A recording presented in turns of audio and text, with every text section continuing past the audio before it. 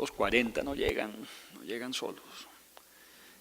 La cochina de doña Francia me metió infundios con don Amadeo, que están las internas infectadas y que la culpa es mía. El doctor vino y les sacó sangre a todas y dice que están todas con la enfermedad. Don Amadeo las echó a todas para afuera y me dijo que yo no le servía y me sacó a mí también de la casa. Todo el trabajo de conseguir mujeres y los 40 pesos que puse para casar el negocio, todo lo perdí porque doña Francia dijo que yo las había averiado. Usted se le mete a todas en la cama por las noches, dijo. Desgraciado Calabacillas nos arruinó el negocio. Don Amadeo le creyó a ella. Él mismo echó mis cosas en una bolsa y me sacó a patadas de la casa. Viejo malnacido, me las vas a pagar. Y la señora Francia, vieja puerca, haciendo cochinadas con las dos negras y se quedó tranquila en la casa. Eso sí no le importó a don Amadeo, le pareció de lo más chusco. Ahora, ¿para dónde agarro yo? No tengo un real. Y volver a lo de antes sí que no, otra vez a recorrer los locales hasta las tantas de la madrugada, eso sí que no, a perseguir indios y parihueleros para a duras penas tener para comer sobras. Tampoco vuelvo al inquilinato ni por el diablo. Bien dañado que ando yo con esta enfermedad. La pierna coja se me está paralizando del todo y por el ojo izquierdo ya no veo nada. Le dije a doña Ida que me pusiera al servicio de ella y me dijo que no podía, que con esto de la enfermedad no quiere correr ningún riesgo. Por lo menos, doña Ida, le dije, déjeme pernoctar un tiempo aquí. Me contestó que no tenía en dónde. Maldita doña Ida, con todo lo que le ayudé a ganar buenos pesos, yo le consigo mujeres, doña Ida, le dije. Ahora eso ya no se va a poder, Calabacillas, dijo ella. Ahora me pongo yo misma a buscar el personal para estar segura. Dice que antes de meterlas a su casa, se las va a llevar al médico ese para que las examine y pensar que yo mismo le hablé del doctor. Ella, como tiene tanto caballero rico que es cliente de ella, ¿qué problema va a tener? Eso le dejan bastante plata cada vez que van a su casa. Y si le avisan que si va a haber visita de la salubridad o lo que sea, vive como una reina. A veces los mismos caballeros le llevan las mujeres. De eso me he venido a enterar. Le llevan mujeres para que ella se las aloje ahí y le pasan plata para mantenerlas. Ella les dice que se las cuida bien y que les da seguridad de que solo se acuestan con ellos cada vez que vengan, pero ella las hace trabajar algunas noches y les saca más rendimiento. Es que no da puntada sin dedar la maldita. Y ahora ya ve usted, yo en la mugre calle y ella acomodada y rica que se está volviendo cada vez más. Yo que la vi llegar aquí a Bogotá con solo los chiros que traía puestos y de pata al suelo, le conseguí la dormida, le conseguí alimentación y después la puse a trabajar. En 10 años que pasaron yo me hallo en el hueco y ella brillando, y yo entre la basura y ella con sus velos y sus bisuterías. Y lo más triste de todo, después de 10 años en el negocio, ella está sana y yo lleno de furúnculos y de llagas que no me dejan arder un solo día. Como quien dice, todos echando bueno y Calabacillas como un perro buscando qué comer entre la basura y la inmundicia. Es que no hay justicia en esta vida, pero lo que es me la pagan. A todos los voy a perjudicar. Al hideputa de don Anselmo que me robó mi plata, a la Francia esa que me hizo echar, vieja recochina, a la Ida que se vomita nomás con verme, a todos, los voy a rasgar a todos, como saber que me llamo Calabacillas, si el primero en este pueblo asqueroso que les enseñó el negocio fui yo fui el que trajo la primera india para negocio a Bogotá y después traje sirvientas de las fondas y las esteterías, y abrimos los locales y después empecé a traer a los clientes y les armé el negocio a todos. Y hoy, ¿quién se acuerda de Calabacillas? Nadie. Es que la gente es avariciosa y malagradecida y ya no aprecian un servicio nunca, no reconocen un trabajo que se haga con calidad. Y lo más craso fue la llegada de esa desgraciada enfermedad. Eso fue lo que nos dañó el caminado. ¿Cómo serán las cosas que de pronto me muero yo de esto? Yo que me maravillé de toda esta actividad del vicio. ¿Quién iba a pensar que iba a salir esta infección en los locales?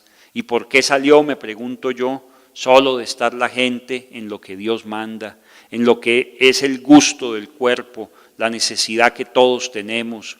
¿Cómo brotó esa maligna infección? No me lo explico. ¿Por dónde se le mete esto a la salud de uno? ¿Serán como bichos que no pueden ver o qué? ¿Como gusanos que no se ven pero se le meten a uno? ¿Se los mete uno, la mujer? Eso es seguro, los trae la mujer entre los pelos y la sudadera esa que les coge ahí abajo cuando se calientan. Ahora me veo yo con mi miembro todo averiado y adolorido y la babiada esta que huele a demonios. Si no, más cada vez que orino me muero del ardor y del dolorón. Es que no hay justicia con la belleza que yo tenía cuando estaba joven. Si todo el mundo lo decía, no hay como el ejemplar que tiene don Calabacillas, decían. Es que el amo Calabacillas parece un alazán grande, decían. Y ahora lo que me queda, un gusano que se pudrió, malhaya mi suerte, verme en la sucia calle, enfermo y más pobre que ni más. Pero como digo, no es más que esperen, a todos me los aviento, ya que Calabacillas se cayó entre el barrizal, se van a caer varios. Yo los voy a rasgar a todos. Si yo me acabo, se acaba el vicio en esta ciudad, ya lo verán. Ya los veré diciendo que dónde está Calabacillas, que lo llamen, que le avisen a Calabacillas que se necesitan mujeres, que solo él sabe dónde buscarlas. Bien, me parece que el fragmento, que además es un poco más largo de lo habitual, ¿no? Porque este es un poquito extenso en relación con, en el sentido en el que los capítulos son en general muy cortos, muy contenidos, pasa muy rápido y uno avanza muy rápido en la lectura.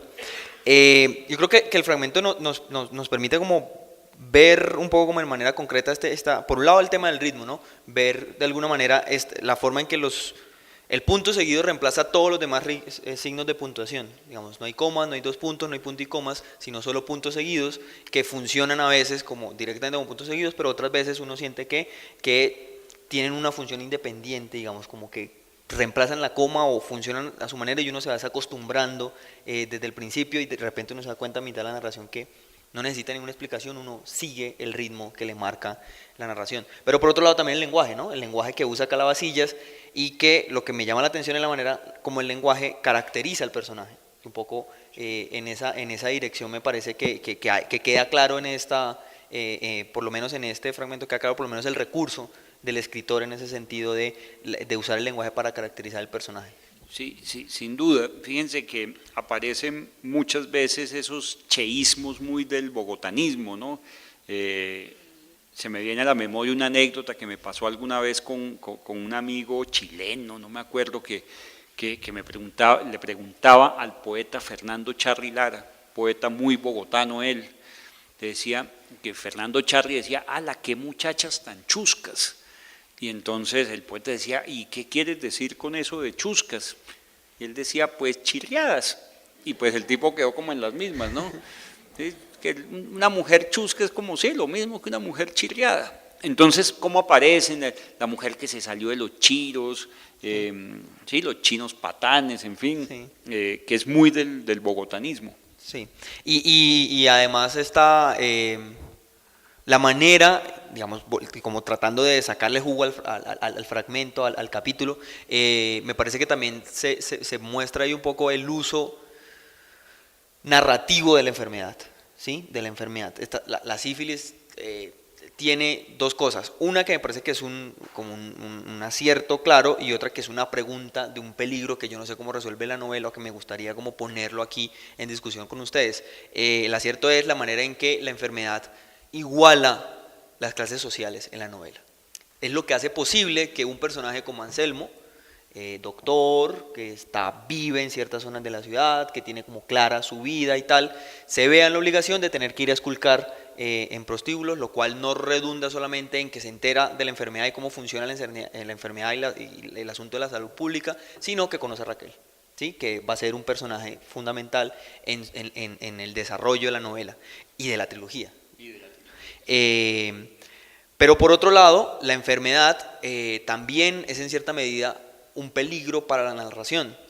¿En qué sentido? En el sentido de esta idea de todo pasa fuera de los personajes, o esto es, digamos, las acciones, las novelas, incluso las narraciones audiovisuales, donde nos están contando una historia, que cuentan desastres naturales, que cuentan enfermedades en este caso, que cuentan, no sé, este tipo de tragedias, pues, en el sentido más amplio de esa palabra, representan un problema para el escritor, o uno oye que eso lo comentan los mismos escritores, en el sentido de eso hace que la acción pase afuera del personaje. En este caso la enfermedad es una cosa que les pasa a ellos, es algo que padecen los personajes.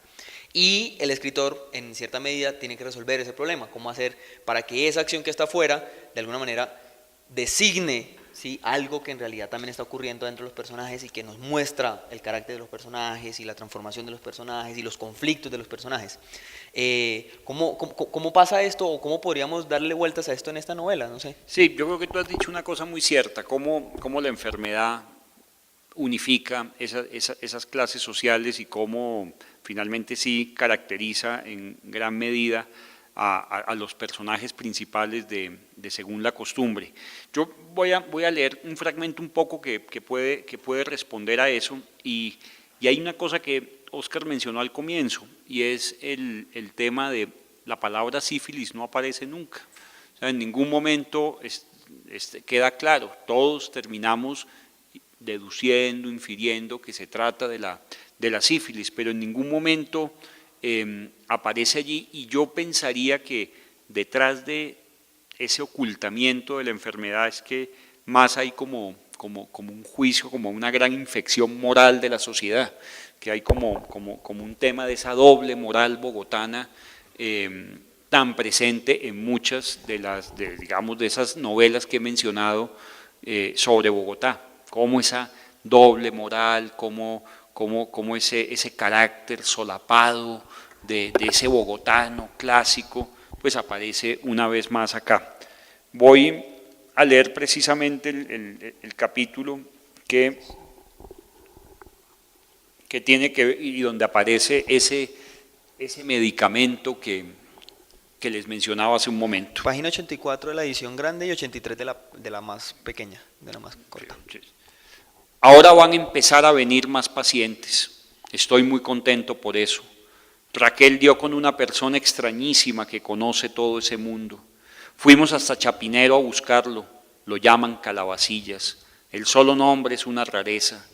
Tiene armada casa de reuniones y todo. Me pregunto a qué horas aparecen estas casas en Bogotá, y sin que nadie se entere, los caballeros de la sociedad bogotana tienen ya muy arraigado ese vicio. Mientras el pueblo va a los lugares más miserables, los ricos se hacen atender como si viviéramos en Europa, pues el tal Calabacillas es el que maneja todo ese mundo. Él es un esperpento, tiene la frente llena de turupes, los ojos los tiene cubiertos como de una membrana, no son brillantes como los de todo el mundo, son como de buey. Además tiene siempre la boca llena de saliva y se le caen las babas. Para colmo es jorobado. Al principio el tal Calabacillas desconfió de nosotros, pero después se calmó. Me trajo una muchacha que tiene la infección muy avanzada. La pusimos con el doctor Liraz en un tratamiento nuevo. Resulta que el bueno del doctor Liraz ha mantenido correspondencia con un científico alemán, especialista en enfermedades infecciosas. Llevaba meses esperando carta del alemán con las dosificaciones precisas y las indicaciones terapéuticas para la aplicación de una nueva medicina. Se trata de un compuesto de arsénico llamado arfenamina, lo llaman también el 606 o lo llaman salvarsan. Dicen que es bendito para curar la infección. En Europa lo han usado con mucho éxito y han logrado arrebatarle muchas vidas a la muerte. Según me explicó el doctor Liraz, su descubridor es un sabio de Frankfurt llamado Paul Ehrlich. Parece que es una eminencia. Ha compuesto toda una teoría de la infección que ha llamado de las cadenas laterales o algo así. El que sabe todo bien es el doctor Liraz. Recibimos del profesor Ehrlich casi 2.000 gramos de salvarsan y nos dimos con el doctor Liraz a la tarea de aplicarlo a la paciente. Aquí en el consultorio mismo preparamos una inyección de 0,40 centígramos de arsenamina. Hicimos una primera aplicación en la región interescapular y al cabo de 2 horas el pulso de la paciente se aceleró visiblemente. Después de 6 horas la temperatura se estabilizó por fin y no volvió a pasar de 38 grados. Pasadas 12 horas la fiebre desapareció totalmente. En ese momento fuimos con Raquel y le internamos en el San Juan de Dios, pero decidimos con el doctor Liraz que por el momento no diríamos nada del salvarsan, por lo menos mientras estamos en esta etapa experimental de la aplicación de la medicina. Es necesario ser muy cautos, Anselmo, me dijo el doctor Liraz. A la mañana siguiente volvimos con el doctor Liraz a ver a la mujer y a hacer una segunda aplicación del 606. Para el mediodía, el estado general de la enferma mejoró increíblemente. Pronto tuvo los ojos animados y los reflejos vivos. Al día siguiente volvimos con Raquel y yo mismo apliqué la tercera inyección. Era cosa de milagro. Con Raquel nos abrazamos de dicha. El salvarsan es mágico. La erupción que tenía la pobre muchacha en la cara cesó y la periostitis del maxilar desapareció. Aplicada la séptima inyección, los ganglios volvieron a ser blandos y el tacto y el arrugamiento de las rodillas desapareció totalmente. Después de 15 inyecciones del específico de Herrlich, las ulceraciones de todo el cuerpo se curaron. Merced a que terminaron las secreciones de la boca, los terribles dolores de garganta cesaron también. La paciente volvió a comer con apetito, empezó a ganar peso y su semblante sano.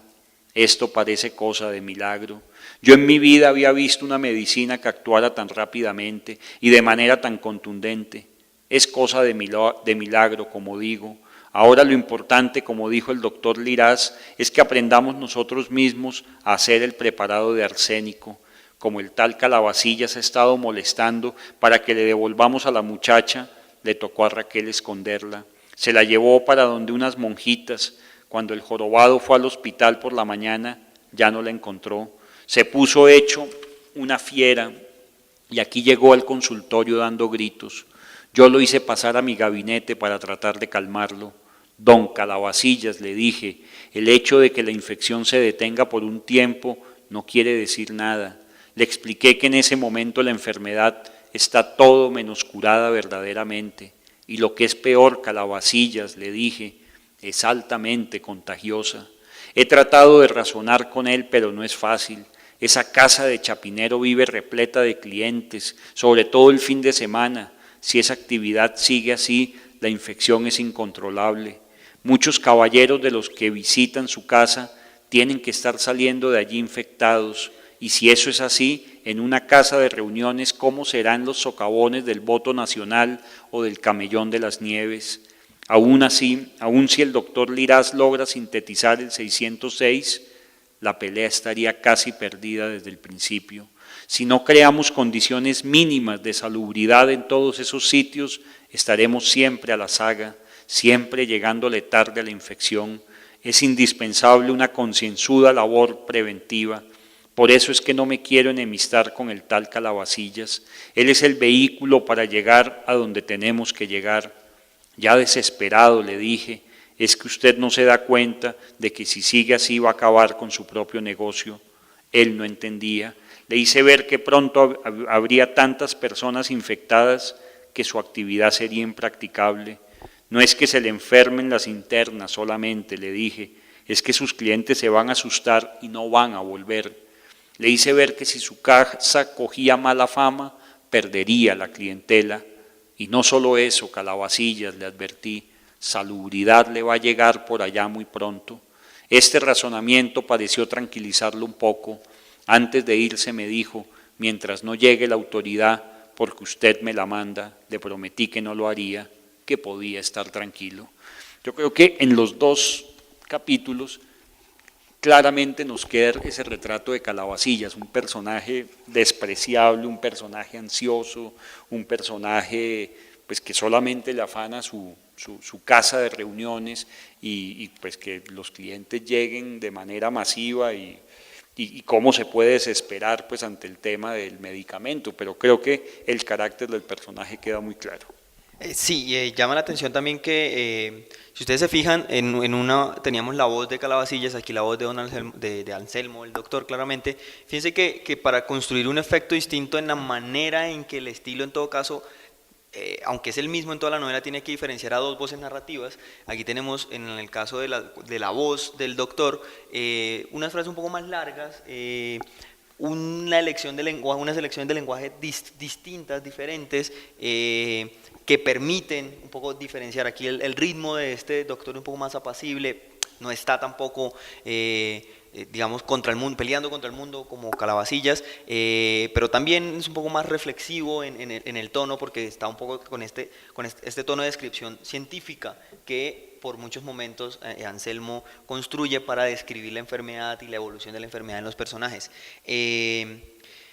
Pero al mismo tiempo nos muestra también como una oposición en estos dos personajes. Tengo la sensación de que Calabacillas es un personaje que en todo caso toma riendas en el asunto, ¿sí? Y el otro doctor no tanto, el doctor Anselmo no tanto. Es un personaje, digamos, en ese sentido como complementario, opuesto, con que se confrontan en la medida en la que el doctor ni siquiera toma cartas en sus asuntos amorosos, ni siquiera. Es decir, es pasivo incluso ante la decisión de con quién se queda, ¿sí? O de con quién quiere quedarse, ni siquiera. Entonces, también hay ahí una descripción por oposición del carácter de Anselmo, y en esa medida también probablemente esa es una de las razones por las cuales resulta más atractivo Calabacillas también, digamos, para los lectores, para nosotros como lectores, en la medida en la que es un personaje que sí hace, digamos, que actúa frente a la cosa. No sé si. Sí, yo comparto eso. Son dos personajes totalmente distintos, muy claros, y siento que efectivamente el revelar el carácter de Calabacillas, que por supuesto es un carácter, llamémoslo para un lector, mucho más atractivo, ¿sí? Pues Anselmo, pues sí, es un bogotano muy bien, un tipo muy correcto, muy pasivo, como bien lo mencionas. En cambio, Calabacillas es un tipo pues perverso, es un tipo malo, es un tipo lleno de contradicciones, físicamente desagradable, pero pues uno como que termina encariñándose más con Calabacillas, uno no termina odiando a Calabacillas como uno podría odiar a cualquier villano de novela, ¿no? Uno termina encariñándose, y un poco ese fijar el carácter de Calabacillas revela pues claramente las debilidades y las grandes fragilidades de un personaje como Anselmo, no porque al describir o al quedar retratado el carácter de Anselmo a uno le quede claro, sino porque, como bien lo mencionamos, pues un poco Calabacillas es como ese espejo donde se reflejan pues esas cosas que no me gustan tanto de Anselmo, de su pasividad y de bueno. Sí. Y lo que resulta también como agregado a esta atracción que puede producir el personaje de Calabacillas es que hay dos cosas ahí que aparecen en los fragmentos. Es el origen de la enfermedad, digamos, el origen de la enfermedad en términos científicos, pero también en términos de sentido. ¿Qué significa que esta enfermedad haya llegado, ¿sí?, a Bogotá? Pero sobre todo, ¿por qué? Digamos, es una pregunta que se hacen los dos desde lugares completamente distintos y que no pueden responderse también en últimas, ¿no? El doctor no encuentra una explicación ni científica ni de ningún tipo, y Calabacillas es mucho más franco en el sentido, bueno, ¿esto cómo funciona? ¿Esto cómo por qué? En términos prácticos y logísticos de cómo se transmite la enfermedad, pero también en términos de cómo llega una enfermedad de estas aquí a tirarse mi negocio, ¿no?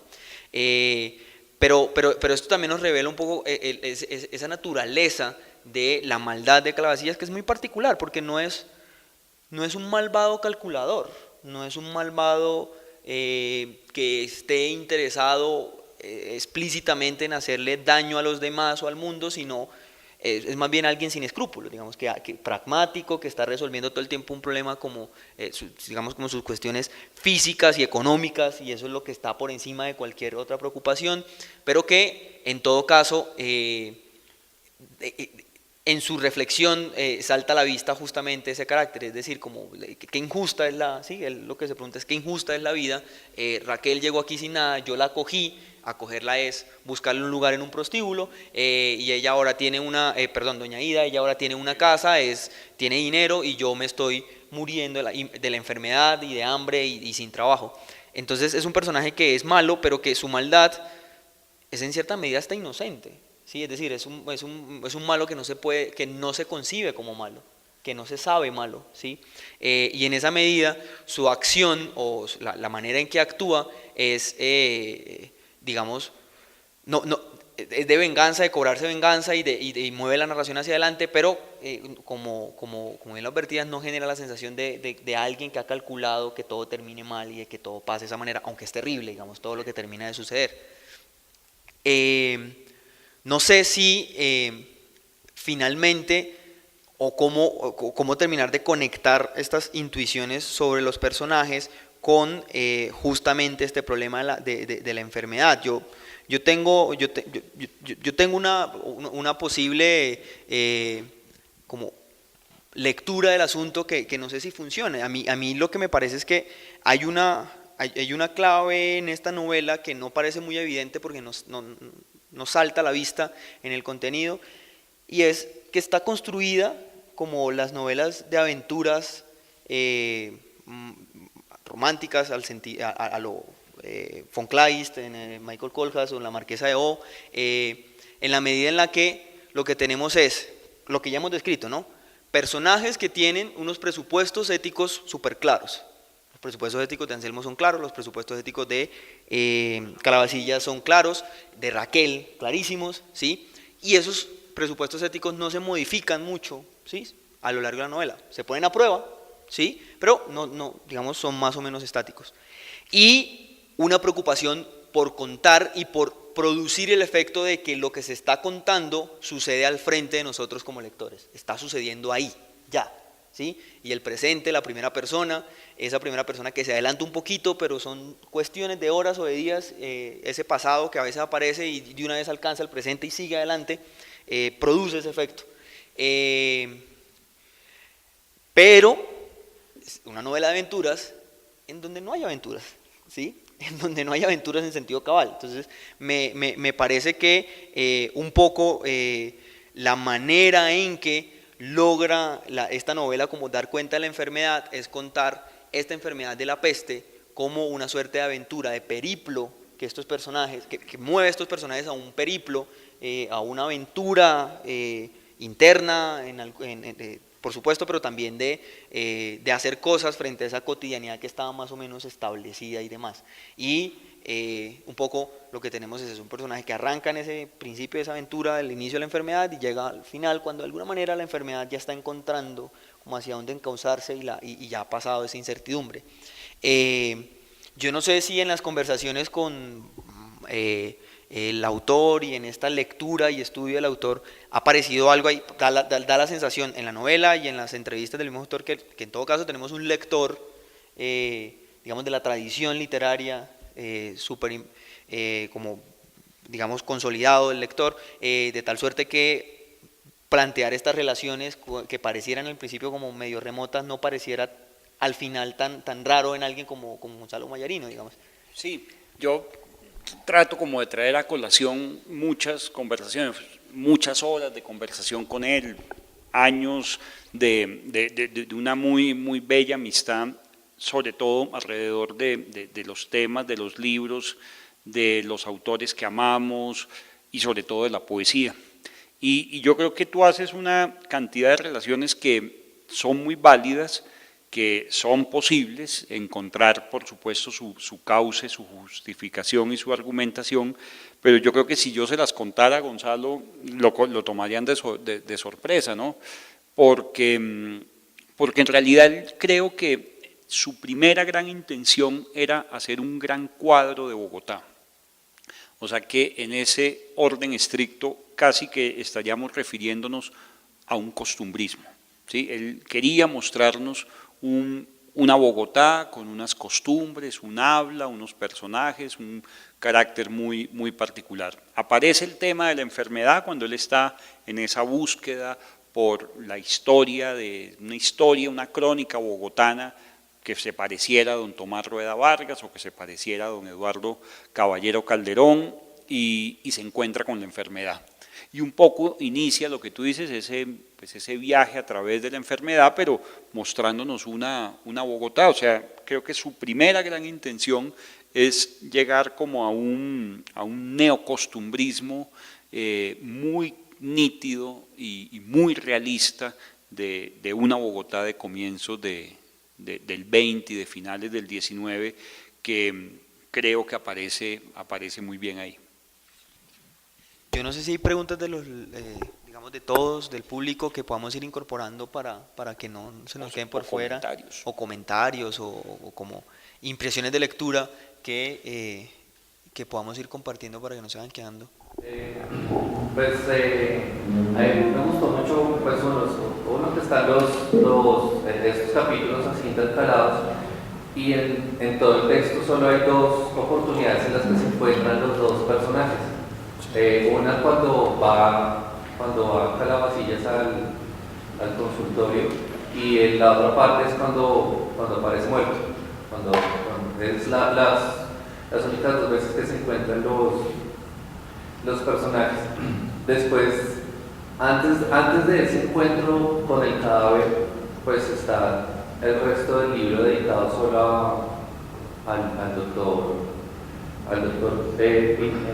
Anselmo, ¿cierto?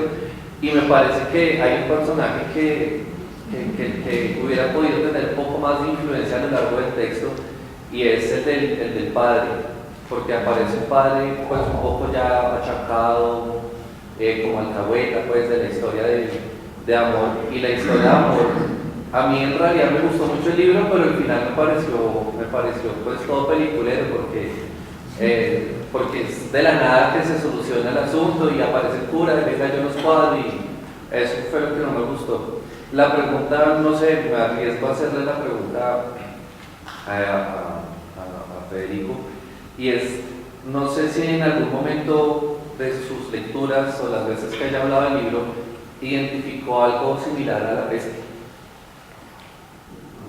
No, en realidad, pues digamos, y la relación que tú haces también me parece de un lector muy juicioso, pero por supuesto que aparte del tema de la enfermedad, de la peste y de todo eso, pues quizá yo ahondaba también como en el tema, como les decía desde el comienzo, y creo que hice como mucho énfasis en el tema de lo lingüístico, ¿no? Que para mí casi que es un protagonista, que es un protagonista muy, muy fuerte de la novela, el lenguaje, el habla bogotana. Por supuesto que es el gran eje, ¿no? Que ese es el gran eje, y alrededor del cual pues giran el carácter, giran los personajes, gira la narración, pero más allá de eso no identificaba más elementos. Pero además, qué lectura tan juiciosa. Es que digamos en el personaje de la peste, el doctor también es muy altruista. Sí. También, y la similitud de pronto con la mamá también, que eso me pareció muy similar. El personaje, sobre todo el del médico, ¿no? Es muy altruista, el de la peste prefiere quedarse encerrado ahí y ayudar a todo el mundo. También vive con una mamá que está...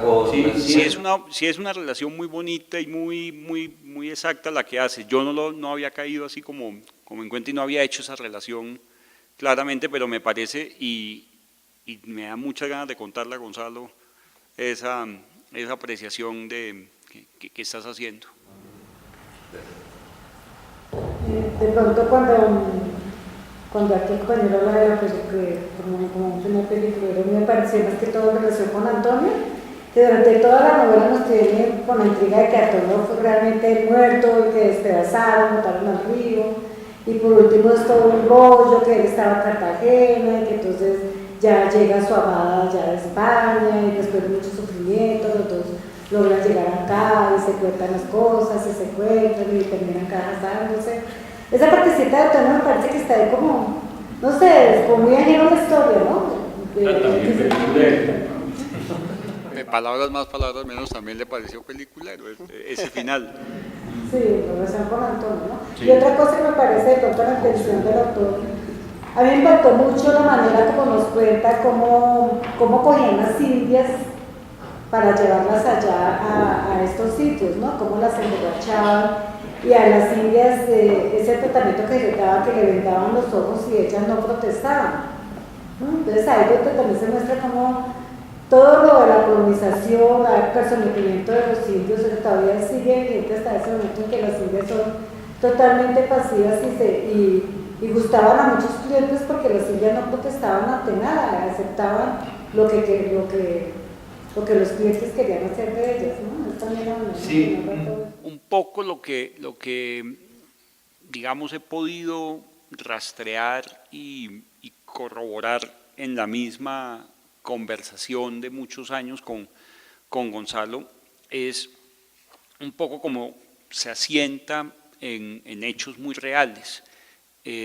Por supuesto que esa pasividad, a pesar de tantos años que habían pasado, pues tú ves que llegaba y ese sometimiento, no solamente en esas indias, sino tú lo ves en la sociedad como tal y en la sociedad colombiana, pues llegó hasta muy entrado el siglo XX, o sea que un poco el sentimiento, digamos, de rechazo, del despertar de una verdadera conciencia del ser mujer y todo eso, fue hasta muy entrado el siglo XX, o sea que si tú miras, sí, unas indias que las vendaban y no protestaban, pues a mí me resulta verosímil, sí, me resulta verosímil por el momento. Si tú me dices que eso pasa en Los Otros y Adelaida, que es una novela del año 89, pues uno dice, no, ya había llegado Florence Thomas a Colombia y sí, ya teníamos, digamos, unos referentes, María Cano, en fin, y teníamos unos referentes muy puntuales de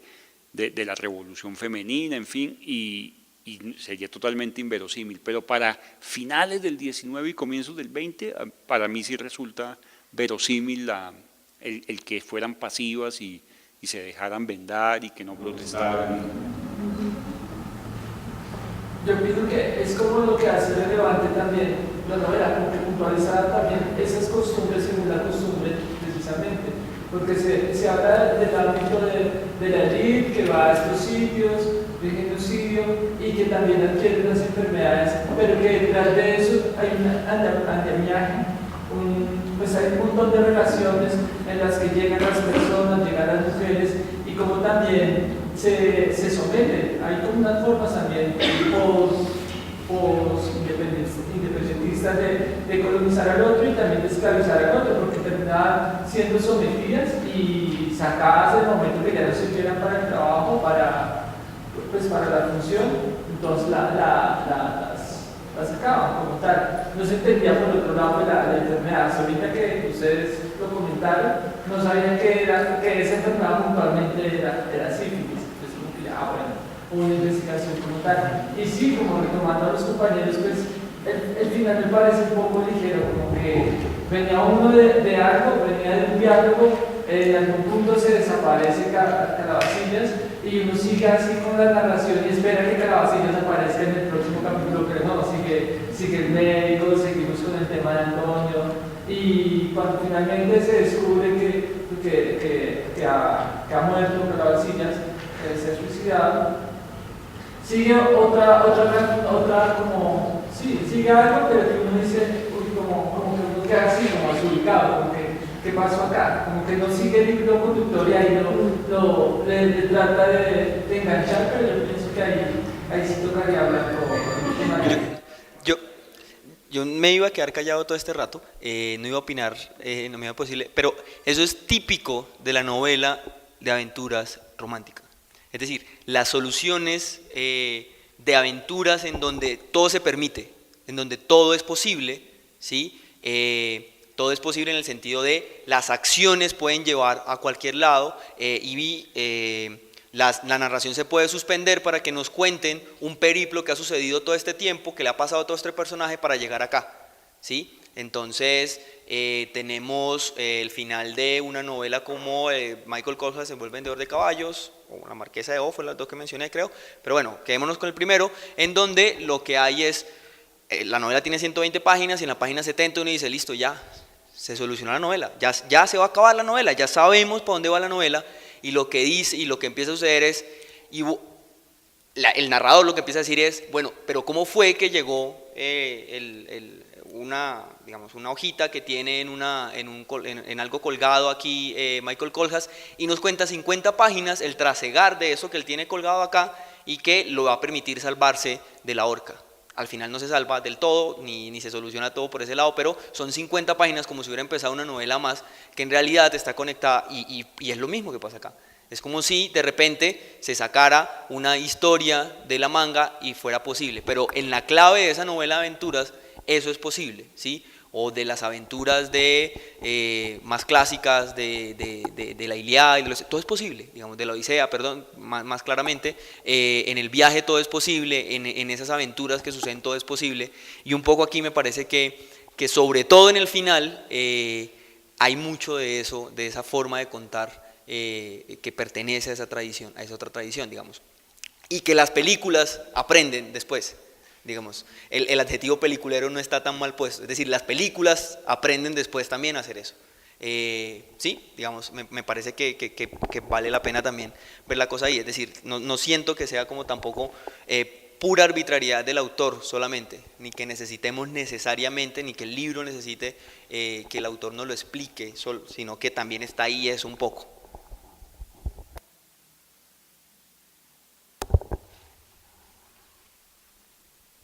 Todavía hay tiempo para un comentario, 2 comentarios más. Un capítulo final. ¿Vale?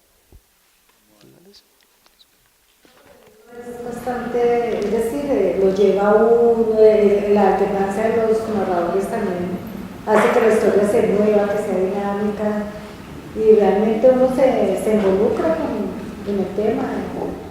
Sí, ustedes mencionan ahí al final una cosa muy importante que no salió tanto en la conversación, y es la manera en que como los sentimientos amorosos de Anselmo ocupan una parte importante sobre todo de la solución, digamos, y el amor se vuelve un poco el tema a través del cual se soluciona la novela, o la enfermedad en realidad no es el fin de la novela, o no termina la novela solucionada allí, ¿no? Y mirando como esas claves que a veces uno trata como de interpretar con esa manía que tenemos a veces los lectores de interpretar todo, esos guiños que hacen a veces los autores a ciertos personajes, el doctor Liraz, uno dice, uno si conoce un poco el contexto de Gonzalo, pues perfectamente podría ser un mínimo homenaje al doctor Ginás. Sí, el doctor Liraz, pues finalmente el doctor Ginás es un egresado del Gimnasio Moderno, prestigioso científico, pues por supuesto mucho mayor que Gonzalo, pero a quien él admiró muchísimo en los años en que estuvo ahí en los prados del Gimnasio Moderno, y pues hoy en día reconocido médico. Entonces uno dice, y sobre todo cuando leo las otras novelas también veo como unos guiños a ciertos personajes muy típicos como de ese entorno familiar y de ese entorno afectivo y de formación de Gonzalo. Entonces, perfectamente uno podría decir que el doctor Liraz es como un mínimo guiño a ese eminente médico que es el doctor Ginás. Yo tenía una pregunta, no sé, pues digamos, toda la novela se le nota la investigación del autor, se nota mucho. Y pues por ejemplo el nombre de la persona que hace el medicamento pues se ganó el Nobel y todo justamente por el medicamento que hizo. ¿Qué tanto se podría llegar a considerar hasta cierto punto dentro de las costumbres y todo que cuenta, y estos datos de esta evolución histórica de un medicamento como una novela en cierto punto histórica, o no sé? Pues mira, yo no me atrevería a decir como tal una novela histórica, porque siento, y por supuesto Óscar sabe y domina mucho más el tema, que hay unas características muy particulares, digamos, de la novela que él bien ha mencionado, de aventuras, de la novela histórica, donde hay unas estructuras y unas formas de narrar muy, muy puntuales y sobre todo unos ámbitos. Yo siento que es una gran novela costumbrista que tiene un asiento muy claro en la realidad y en la historia, por supuesto, pero que no es precisamente el trasfondo histórico el que está atravesando un poco la narración, como siento podría pasar en unas novelas, mencionando otras de las novelas sobre Bogotá, las dos primeras de la trilogía del 9 de abril de Miguel Torres. Miguel Torres, pues si uno se da cuenta, esa novela El crimen del siglo y la novela Incendio de abril, que ustedes leyeron acá El crimen del siglo, pues claramente ustedes se van a dar cuenta que a pesar de que el personaje pues está asentado y que hay unos hechos pues ficticios que ocurren alrededor de él, pero es la historia la que está atravesando. Pongan esos mismos personajes en otro escenario y pues la novela va a perder seguramente su propósito principal. Entonces, en ese sentido sí siento que aquí es, digamos, lo que más vale y lo que más pesa es precisamente ese retrato de costumbres bogotanas, atravesado por unos hechos, por supuesto, asentados en la realidad, en unos hechos verosímiles, en unos datos históricos, pero que claramente es ese cuadro de costumbres. Y por eso yo sigo insistiendo que sería pues una novela de un neocostumbrismo bogotano. Sí, me parece que a Crimen del Siglo nosotros podemos sumar en el recorrido del curso, por lo menos de este semestre, pensar, por ejemplo, la manera en que una novela como Tanta Sangre Vista, aun cuando se llama San Pedro del Cerro, está un poco representando una época que coincide mucho pues con la de esta novela, pero también, por ejemplo, lo que pasa en La caída de los puntos cardinales, la manera en que se describe también esa Bogotá de la primera mitad del siglo XX, y un poco esto tiene que ver con lo que advertíamos hace unas sesiones, en la medida en la que casi de forma, yo no sé si completamente accidental, pero en todo caso no pensada como un efecto de lo que buscábamos con el curso, lo que hemos terminado es leyendo, encontrando en estas novelas distintas representaciones de esa primera mitad del siglo XX en Bogotá, digamos, de la representación de la Bogotá de ese momento,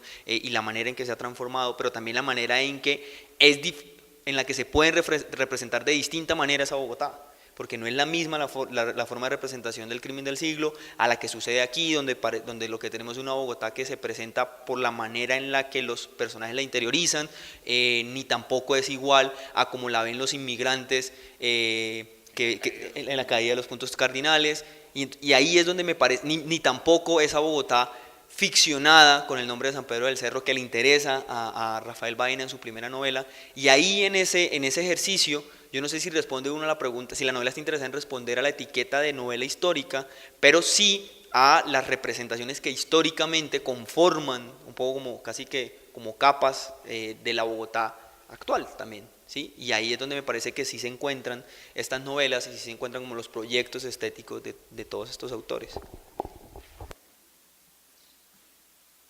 Bien, muchas gracias.